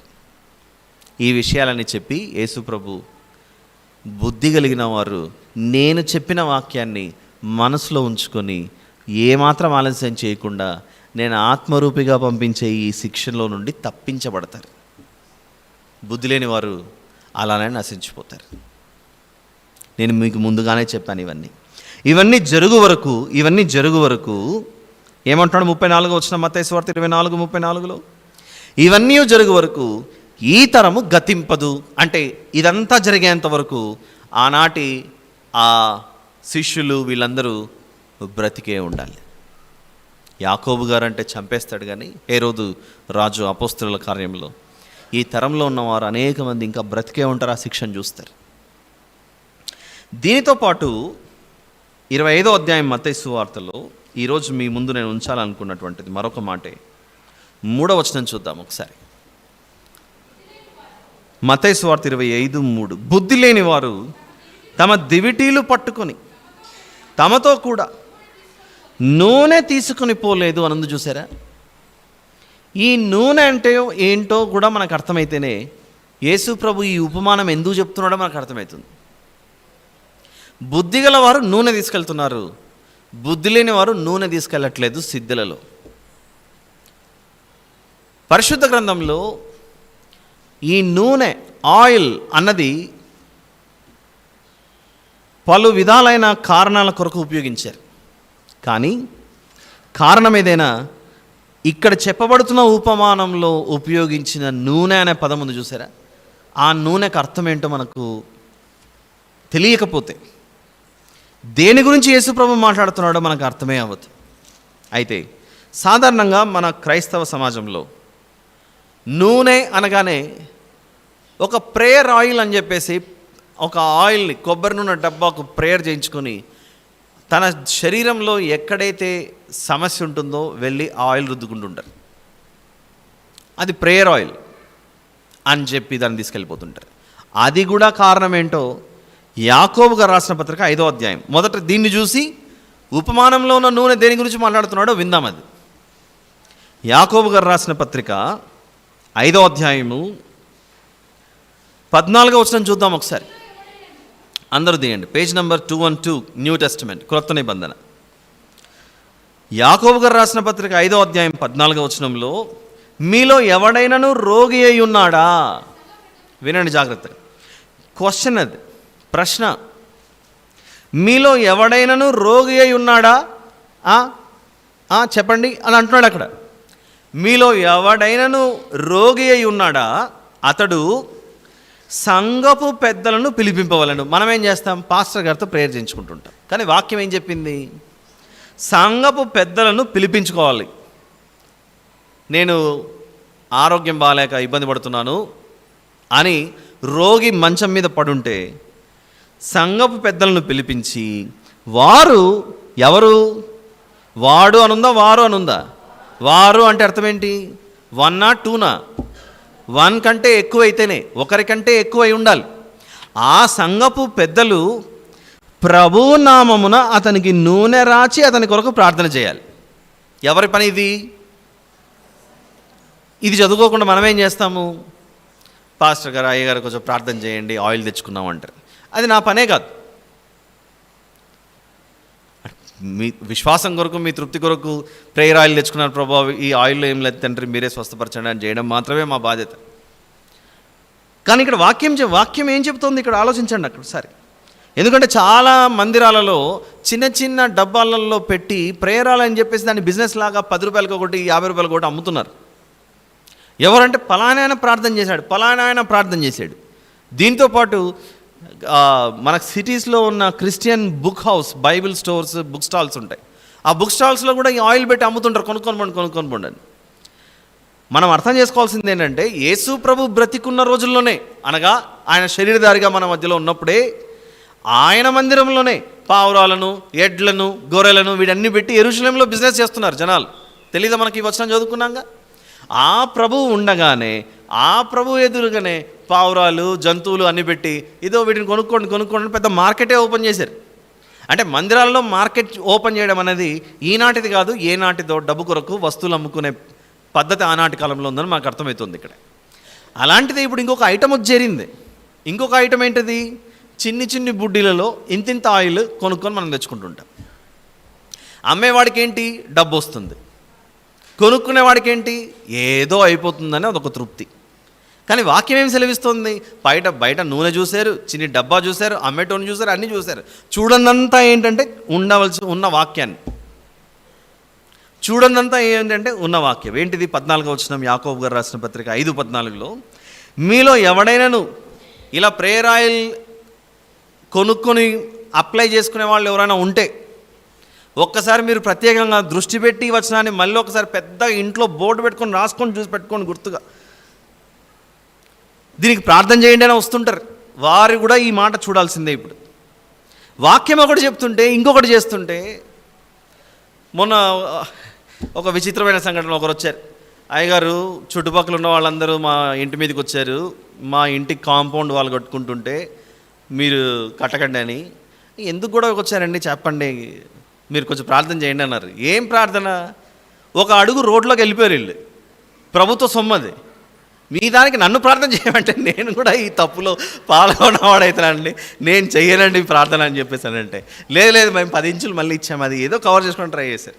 ఏం చెప్తున్నానంటే ఎట్టి పరిస్థితుల్లో ఇదిగో దేవుని ఉద్దేశాలకు వ్యతిరేకంగా ఉన్న దాని గురించి ప్రార్థనలు చేయాలని మాత్రం మీరు ఆశించకండి, కోరకండి ఎవరు కూడా. మళ్ళీ చదవండి 5వ అధ్యాయం 14వ వచనంలో, మీలో ఎవడైనాను రోగి అయి ఉన్నాడా? అతడు సంఘపు పెద్దలను పిలిపింపవలెను.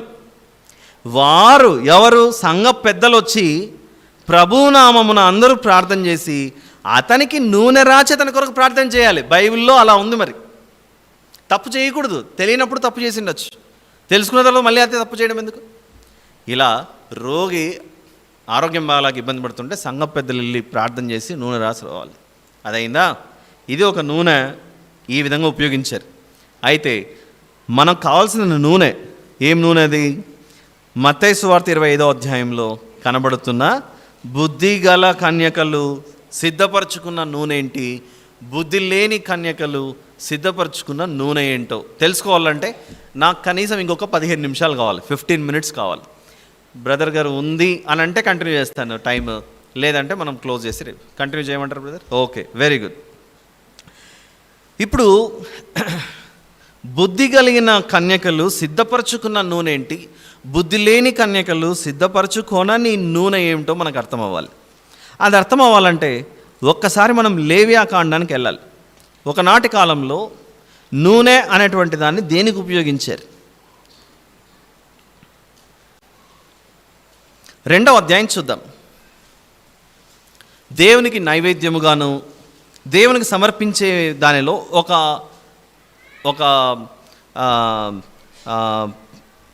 వస్తువుగా కనబడుతుంది ఈ నూనె. చూద్దాం ఒకసారి. లేవియాకాండము 2వ అధ్యాయం మొదటి 2 వచనాలు. ఒకడు యెహోవాకు నైవేద్యము చేయనప్పుడు అతడు అర్పించినది గోధుమ పిండిదై ఉండవలెను. అతడు దాని మీద నూనె పోసి సాంబ్రాణి వేసి యాజకులకు అహరోను కుమారుల యొద్దకు దానిని తేవలను. అందులో నుండి యాజకుడు తన చేరెతో చేరెడు నూనెయు చేరెడు గోధుమ పిండియు దాని సాంబ్రాణి అంతయు తీసుకొని యెహోవాకు ఇంపైన సువాసన గల హోమముగా బలిపీఠం మీద అందులో ఒక భాగమును జ్ఞాపకార్థముగా దహింపవలెను. దేవునికి ఏమైనా నైవేద్యం అర్పించాలి అనుకుంటే గోధుమ పిండి తీసుకోవాలి, నూనె తీసుకోవాలి మాట్లాడుతున్నాడు లేవియాకాండంలో. ఇదంతా ఒకనాటి ఆచారం. ఇదే గోధుమ పిండితోనే ఈరోజు మనం రొట్టె చేసుకొని తింటున్నాం ప్రభు సన్నిధిలో. ఇది ప్రభు శరీరం అని. ప్రభు శరీరం ఆ రొట్టె అయితే, ఆ రొట్టెతో పాటు ఇక్కడ ఏ వస్తువుని చూపిస్తున్నాడు? గోధుమ పిండితో పాటు నూనె కూడా చూపిస్తున్నాడు. గోధుమ పిండితో చేయబడినటువంటి ఆ రొట్టెనే దేనికి సాదృశ్యంగా మనం చూస్తున్నాం? ప్రభు యొక్క శరీరంగా చూస్తున్నాం. ప్రభు శరీరం మీద ఏమి జరుగుతుందో ఒకసారి లూకా సువార్త 4వ అధ్యాయం, లూకా సువార్త 4వ అధ్యాయంలో 18వ వచనంలో ఒక మాట ఉంటుంది. ప్రభువు ఆత్మ నా మీద ఉన్నది, బీదలకు సువార్త ప్రకటించుటకై ఆయన నన్ను అభిషేకించెను అనుంది. ఈ నూనెను ఒకనాడు రాజులకు అభిషేకించడానికి ఉపయోగించేవారు. అలా జరిగిందో లేదో ఒకసారి మనము సమూయేలు మొదటి గ్రంథంలోనూ కూడా వెళ్ళి చూద్దాం. The usage of oil. నూనెతో ఒక వ్యక్తిని ప్రతిష్ఠించడం వలన లేదా అభిషేకించడం వలన దాని తర్వాత జరిగే పర్యవసానం ఎలా ఉంటుంది, దాని తర్వాత జరిగే పని ఎలా ఉంటుందో మనం తెలుసుకోవాలనుకుంటే ఒక్కసారి సమూయేలు మొదటి గ్రంథము 10వ అధ్యాయానికి రావాలి. సమూయేలు మొదటి గ్రంథము 10వ అధ్యాయం. అందరూ చూస్తూ ఉండండి, మొదటి వచనాన్ని చూడండి ఒకసారి. అప్పుడు సమూయేలు తైలపు బుడ్డి పట్టుకొని, తైలపు బుడ్డిలో ఏముంటుంది? తైలం ఉంటుంది. తైలం అంటే ఏంటి? నూనె, ఆయిల్. ఆ తైలపు బుడ్డి పట్టుకొని సౌలు తల మీద తైలము పోసి అతని ముద్దు పెట్టుకొని, యెహోవా నిన్ను అభిషేకించాడు, తన స్వాస్థ్యం మీద అధిపతిగా నియమించి ఉన్నాడు. సౌలు, నీ తల మీద నేను ఈ నూనె పోస్తున్నాను, నిన్ను అభిషేకిస్తున్నాను. ఎందుకు అనంటే దేవుడు నిన్ను అభిషేకించాడు. ఈ ఇశ్రాయేలులందరి మీద నీవు ఏమై ఉండాలని? అధిపతి అయి ఉండాలని, రాజు అయి ఉండాలని.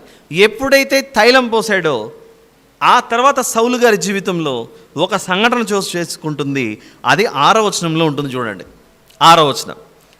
యెహోవా ఆత్మ నీ మీదికి బలముగా దిగివచ్చును.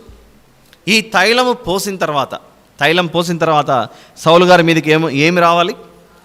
దేవుని ఆత్మ దిగి రావాలి. దిగిందో లేదో దేవుని ఆత్మ మనం ఒకసారి చూద్దాం. 10వ వచనం, అదే అధ్యాయం 10వ వచనం. వారు ఆ కొండ దగ్గరకు వచ్చినప్పుడు ప్రవక్తల సమూహం అతనికి ఎదురు పడగా దేవుని ఆత్మ బలముగా అతని మీదికి వచ్చెను.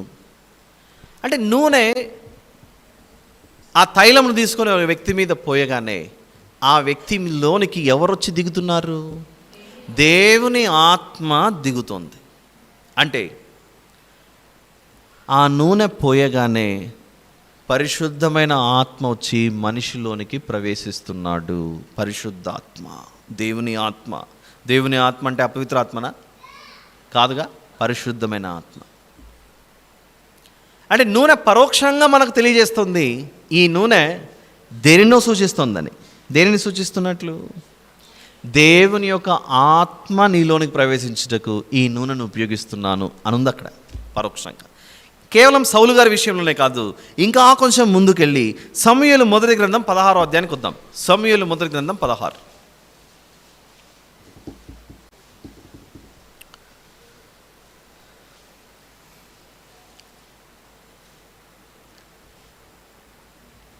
పన్నెండు 13 వచనాలు చూద్దాం.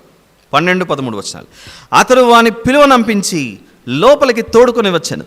అతడు ఎర్రని వాడును, చక్కని నేత్రములు గలవాడును, చూచుటకు సుందరమైన వాడునై ఉండెను.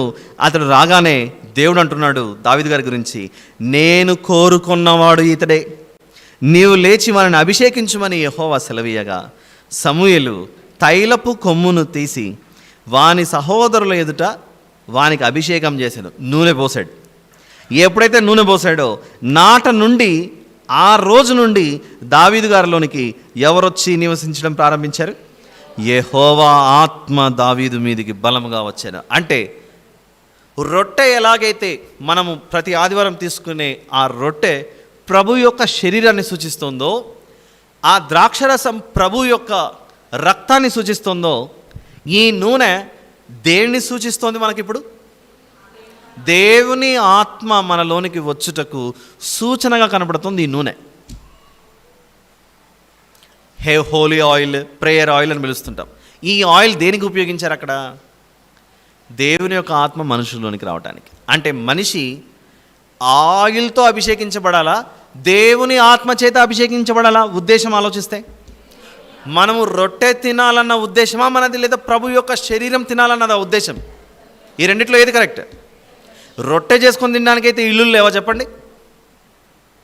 ద్రాక్షరసమే తాగాలనుకుంటే దగ్గరలో నౌషీన్ లేదా చెప్పండి? ద్రాక్షరసం అవసరం. నౌషీన్ అంటే ఏంటి? అక్కడ ఉన్నటువంటి ఒక జ్యూస్ షాప్, ఓకేనా? ద్రాక్షరసమే తాగాలనుకుంటే మనం ఏ జ్యూస్ షాప్కి వెళ్ళి గ్రేప్ జ్యూస్ ఇవ్వమంటే ఇవ్వరా? లేదా ఇంట్లో మనకు మిక్సర్ గ్రైండర్లు లేవా? ప్రభు సన్నిధికే వచ్చి అదే దాన్ని పట్టుకొని, ఇదిగో నేను ఈరోజు ప్రభు యొక్క రక్తంలో పాలు పంచుకుంటున్నాను. నిజంగానే రక్తమా ద్రాక్షరసమా? అది ద్రాక్షరసం. కానీ దేన్ని సూచిస్తుంది? ప్రభు యొక్క రక్తాన్ని సూచిస్తుంది. మన చేతిలో రొట్టె, చూస్తున్నది రొట్టె అయినా మనం దాన్ని ఏ విధంగా భావించాలి? ప్రభు యొక్క శరీరం సిలువ మీద బలి. అలానే తల మీద పోస్తున్నది తైలమైనా అది తైలముగా చూస్తే బాగుంటుందా? దేవుని ఆత్మ తనలో శిరస్సు మీద నుండి అరిపాదం వరకు దిగుతున్న పరిశుద్ధాత్మ దేవుడని భావించాలా? ఈ రెండిట్లో ఏది మంచిది చెప్పండి? ఇప్పుడు తైలము బుడ్డి తీసుకొని వేయనంత వరకు యెహోవా ఆత్మ సౌలు గారి మీదికి దిగలేదు, దావీదు గారి మీదికి దిగలేదు. అంటే ఎప్పుడైతే తైలం పోసారో వారు ఎవరి చేత అభిషేకించబడ్డారు? దేవుని ఆత్మ చేత అభిషేకించబడ్డారని మనకు స్పష్టంగా అర్థమవుతుంది. ఇది మనకు అర్థమైతే ఇప్పుడు యోహాను సువార్త 3వ అధ్యాయంలోకి వెళ్దాం. యోహాను సువార్త 3. ఇక్కడ రాత్రివేళ నికోదేము అనే వ్యక్తి వస్తాడు. మనకు తెలుసు, వీళ్ళిద్దరి మధ్య జరిగిన సంభాషణ మనందరికీ బాగా తెలుసు. ఒకసారి చదువుకుందాం మరొకసారి. యోహాను సువార్త 3వ అధ్యాయం మొదటి నుంచి చూద్దాం. యూదుల అధికారి అయిన నికోదేమను పరిసయ్యుడు ఒకడు ఉండెను. అతడు రాత్రియందు ఆయన యొద్దకు వచ్చి, బోధకుడా, నీవు దేవుని యొద్ద నుండి వచ్చిన బోధకుడు అని మేము ఎరుగుదుము. దేవుడు అతనికి తోడై ఉంటేనే కానీ నీవు చేయుచున్న సూచక్రియలను ఎవడనూ చేయలేడని ఆయనతో చెప్పాను. అందుకు యేసు అతనితో, ఒకడు క్రొత్తగా జన్మించితేనే కానీ అతడు దేవుని రాజ్యంను చూడలేడని నీతో నిశ్చయముగా చెప్పుచున్నానన్నాడు. అందుకు నికోదేము, ముసలివాడైన మనుషుడు ఎలాగూ జన్మింపగలడు? రెండవ మారు తల్లి గర్భమందు ప్రవేశించి జన్మింపగలడా అని ఆయన అడగగా, అప్పుడు యేసు ప్రభు ఇలా అన్నాడు, ఒకడు నీటి మూలముగాను ఆత్మ మూలముగాను జన్మించాలి అంటున్నాడు. నీటి మూలముగా జన్మించడం ఏంటి? ఆత్మ మూలముగా జన్మించడం ఏంటి? నీటి మూలము అని అంటే దేవుని వాక్యమే, అది జలమై ఉందనని మనం ఎఫెసీ పత్రిక 5వ అధ్యాయంలో చాలాసార్లు చూసాం. మళ్ళీ చూడండి, అది వాక్యమను ఉదక స్నానము అంటాడు. చూసారా? ఎంతమంది గుర్తుంది ఈ విషయం? ఎఫెసీ పత్రిక యోహాను సువార్త 3వ అధ్యాయం తీసేయకండి, అలానే ఉంచండి. ఎఫెసీ పత్రిక 5వ అధ్యాయము 27వ వచనంలో మనల్ని పరిశుద్ధులుగా చేయటానికి దేవుడు ఉపయోగిస్తున్న దాన్ని ఏంటో ఆలోచించండి ఒకసారి. అటువలే క్రీస్తు కూడా సంఘమును ప్రేమించి, 27వ వచనం ఎఫెసీ పత్రిక 5:27, అటువలే క్రీస్తు కూడా సంఘమును ప్రేమించి అది కళంకమైనను ముడతైనను అట్టిది మరి ఏదైనాను లేక పరిశుద్ధమైనది గాను నిర్దోషమైనది గాను మహిమగల సంఘముగాను ఆయన తన ఎదుట దాన్ని నిలువబెట్టుకునవలనని వాక్యముతో ఉదక స్నానము చేత అను. చూసారా? ఉదక స్నానము, ఉదకము అని అంటే ఏంటంటే వాటర్. ఆ వాటర్ ఏంటనంటే వాక్యం అంటున్నాడు. వాక్యం, వర్డ్ ఆఫ్ గాడ్, దేవుని యొక్క వాక్యమే జలము, జీవజలం. ఆ జీవజలము మూలముగా ఒకడు జన్మించాలి అని చెప్తున్నాడు యోహాను సువార్త 3లో నికోదేముతో. ఒకడు క్రొత్తగా జన్మించడం అంటే ఏంటి అనంటే ఒకడు నీటి మూలముగా జన్మించాలి. రెండోది ఏంటి ప్రభువా? ఆత్మ మూలముగా కూడా జన్మించాలి. ఆత్మ మూలముగా అనంటే అతనిలో ఉన్న ప్రాచీన స్వభావం వెళ్ళిపోయి ఒక క్రొత్త నూతనత్వం రావాలి. ఆ ఆత్మ ఎవరో కాదు, దేవుని యొక్క ఆత్మ వారిలో దిగాలి, వారిని నడిపిస్తూ ఉండాలి, పరలోకానికి నడిపించాలి ఆ దేవుని ఆత్మ. ఎప్పుడైతే సౌలు గారు తైలము సమూయేలు గారు పట్టుకొని పోసాడో యెహోవా ఆత్మ బలముగా దిగి రావటం చూశాడు. దావీదు గారి మీదికి ఆ తైలము పోయగానే దేవుని ఆత్మ బలముగా దిగి రావటం మనం చూసాం. ఇది మనకు అర్థమైతే ఇప్పుడు అపోస్తలుల కార్యములు 2వ అధ్యాయంలో అంతమందికి తైలం పోసే పని లేకుండా ఈసారి పెంతెకోస్తను పండుగ దినము, అపోస్తలుల కార్యములు 2వ అధ్యాయం మొదటి నుంచి కొన్ని వచనాలు. పెంతెకోస్తను పండుగ దినము వచ్చినప్పుడు అందరూ ఒక చోట కూడి ఉండ్రి. అప్పుడు వేగముగా వీచు బలమైన గాలి వంటి ఒక ధ్వని ఆకాశము నుండి అకస్మాత్తుగా వారు కూర్చుండి ఉన్న ఇల్లంతయు నిండెను. మరియు అగ్నిజ్వాలల వంటి నాలుకలు విభాగింపబడినట్టుగా వారికి కనబడి వారిలో ఒక్కొక్కరి మీద వ్రాలగా అందరూ పరిశుద్ధాత్మతో నిండిన వారై అనుంది అక్కడ. అంటే వీరందరూ ఇప్పుడు ఎవరి చేత అభిషేకింపబడ్డారు? పరిశుద్ధాత్మతో నింపబడి అభిషేకించబడ్డారు అక్కడ. అప్పుడు వాళ్ళందరూ క్రొత్త భాషలతో, క్రొత్త భాషలు అంటే అక్కడున్న వారందరికీ అర్థమయ్యే భాషలతో మాట్లాడుతుంటే అందరికీ సువార్త వెళ్ళింది. అందరికీ సువార్త వెళ్ళగానే వీరేంటి మా భాషలో మాట్లాడుతున్నారు, ఏం చెప్తున్నారు విందామని చెప్పేసి దగ్గరికి వెళ్ళి అందరు విన్న తర్వాత వారు ఇదేందో జరుగుతోందని ఆలోచిస్తుండగా పేతురు గారు లేచి, మీరు వింటున్న సువార్త ఏదో కాదు, మీరు మొన్న చంపేశారు కదా శిలువ మీద, ఆయన ద్వారా జరిగిన కార్యం, ఆయన వీరిని పరిశుద్ధాత్మతో నింపాడు. అప్పుడు వారి మనసులలో గుచ్చబడిన వారై మేము ఏం చేయమంటారు అని అందరిలో మార్పు కలిగి, అప్పుడు పేతురు గారు చెప్పిన మాటే 37వ వచనం, 37, 38. వారు ఈ మాట విని హృదయంలో నొచ్చుకొని, సహోదరులారా మేమేమి చేతుమని పేతురును కడమాపస్తులను అడగగా, పేతురు, మీరు మారు మనసు పొంది పాపక్షమాపణ నిమిత్తం ప్రతివాడు యేసుక్రీస్తు నామమున బాప్తిస్మం పొందుడి, అప్పుడు మీరు పరిశుద్ధాత్మను వరం పొందుతారు. ఇదంతా విన్నాము. ప్రశ్న మాత్రం ఒకటి మిగిలిపోయి ఉండొచ్చు మీకు. అసలు మనది మత్తయి సువార్త 25 కదా, బుద్ధి లేని కన్యకలు బుద్ధిగల కన్యకలు కదా, దీనికి ఇంత సంబంధం ఏంటి అని మీరు ఆలోచించవచ్చు. విషయం ఏంటంటే, బుద్ధి కలిగిన వారు పరిశుద్ధాత్మ అను నూనెను కలిగి ఉండి ప్రమాదాన్ని తప్పించుకొని బయటికి వెళ్ళిపోతారు. ఏ ప్రమాదం? రాబోయే ఆ రోమా ప్రభుత్వం నిజంగానే యేసు ప్రభు చెప్పిన మాటలన్నీ ఇప్పుడు నెరవేర్చబడుతున్నాయి. యెరూషలేములో ఉంటే వీరి మందిరాన్ని మాత్రమే కూల్చడం కాదు, మమ్మల్ని కూడా హతమారుస్తారు, ఎట్టి పరిస్థితులు ఇక్కడ ఉండకూడదని చెప్పేసి యెరూషలేమును విడిచిపెట్టి అందరూ చెల్లాచెదిరైపోయి, నిజంగా ఆ సంఘటన జరగడం కూడా మన కొరకే. నిజంగా చెప్పాలంటే యేసు ప్రభు రాకడ 2 రకాలు ఉంటుంది. ఒకటి శరీరధారిగా మన మధ్యలోకి వచ్చాడు, 2 ఆత్మరూపిగా అప్పుడు దిగాడు. ఈసారి రాబోయేటువంటి ఇంకా 3వది ఒకటి ఉంది, ఆకాశం తెరవబడి మనల్ని అందరినీ తీసుకెళ్ళిపోయి ఆ రాకడ ఒకటి ఉంది. ఒకటి ప్రత్యక్ష రాకడ, 2 పరోక్ష రాకడ. ఈ పరోక్ష రాకడలో ఆయన చాలాసార్లు వచ్చాడు. నోవహు గారి జలప్రలయం కాలంలో వారిని జలంతో ముంచేశాడు. సొదొమ గొమొర్రా కాలంలో వారిని అలా నాశనం అయిపోయింది. ఆయన ప్రేమామయుడు మాత్రమే కాదు, ఆయన మాట వినకపోతే శిక్షించే దేవుడు కూడా. ఆయన దేవుని గొర్రెపిల్ల మాత్రమే కాదు, ఆయన యూదా గోత్రపు సింహం అన్న విషయం కూడా మనం మర్చిపోకూడదు. ఇలాంటివన్నీ గుర్తుపెట్టుకొని ఇదిగో జాగ్రత్త పడాలి. బుద్ధి కలిగిన కన్యకలు ఏం చేశారంటే, యేసు ప్రభు చెప్పిన మాటలన్నింటినీ దృష్టిలో పెట్టుకొని, మనసులో పెట్టుకొని, వారందరూ దేవుని వాక్యమును, దేవుని ఆత్మ దిగగానే వీళ్ళు ఏం చేశారు? ప్రభువుని గురించి ప్రకటించుకుంటూ వెళ్ళిపోయారు. సౌలు గారు అదే పని చేశారు. ఆ అధ్యాయం ఇంటికి వెళ్ళి చదివితే మీకు కనబడుతుంది. దావీదు గారు ఎన్నో కీర్తనలు రాశాడు. దేవుని ఆత్మ కలిగిన వారు దేవుని వాక్యాన్ని చేత పట్టుకొని కదిలిపోతుంటారు ముందుకు. బుద్ధి కలిగిన కన్యకలు సిద్ధలలో నూనె పోసుకొని సిద్ధపడ్డారట. ఆ సిద్ధలలో నూనె పోసుకొని సిద్ధపడ్డం అంటే నూనె దేనిని సూచిస్తుంది? ఇంతవరకు విన్న వాక్యాన్ని బట్టి దేవుని ఆత్మను సూచిస్తుంది. ఎవరైతే దేవుని ఆత్మను కలిగి ఉండరో దేవుని మాటలు నమ్మరు. ఎప్పుడైతే దేవుని మాటలు నమ్మరో వారి బ్రతుకేమైపోతుంది? వినాశనమే. ఎందుకు? పెద్దలు చెప్పిన మాట పిల్లలు వినకపోతేనే భవిష్యత్తు నాశనం అయితే, ఈ సృష్టికర్త ఈ సృష్టిని అంతా చేసిన దేవుడు చెప్పిన మాటలు మనిషి వినకపోతే ఇంకేం బాగుపడతాయి బ్రతుకులు? ఆలోచించాలి కదా.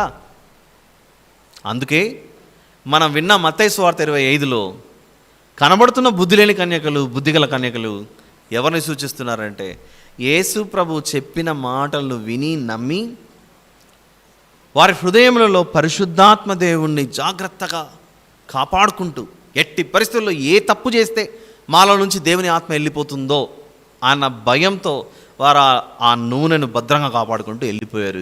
ఇంకొకరు మాత్రం కొంచెం కాలం నమ్మారు, ఆ తర్వాత వదిలేసుకొని వెళ్ళిపోయారు, అలా నశించిపోయారు. ఇక మీదట రొట్టె ప్రభు శరీరం, ద్రాక్షరసం ప్రభు రక్తం, ఇలా అభిషేకించబడడానికి ఉపయోగించిన నూనె దేనిని సూచిస్తోంది బైబిల్ ప్రకారంగా? ది హోలీ స్పిరిట్, పరిశుద్ధాత్మ. ఆ ఆయిల్ మనకు కనబడుతుందా? కనబడదు. బాప్తిసం తీసుకొని రాగానే యేసు ప్రభు ఆ నీళ్ళలో నుండి బయటికి రాగానే పావురం పరిశుద్ధ ఆత్మ వలె దిగింది వారికి కనపడడానికి. ఇప్పుడు మనకు పావురాలు ఇంకేమీ అవసరం లేదు. ఆత్మరూపిగా ఆయన మనలో ప్రవేశించి ఎట్టి పరిస్థితుల్లో నువ్వు నన్ను బయటికి పంపించే ఏర్పాటు చేయకు. నువ్వు నన్ను బయటికి పంపించావా, నీ బ్రతుకు మొత్తం చాలా కష్టాల్లోకి వెళ్ళిపోతాం. ప్రస్తుతానికి చాలా బాగుందేమో, నవ్వుకుంటూ లోకం అనిపించవచ్చు. ఆ తర్వాత జరిగిపోయే విపత్తు నుంచి ఎవరు కాపాడలేరు.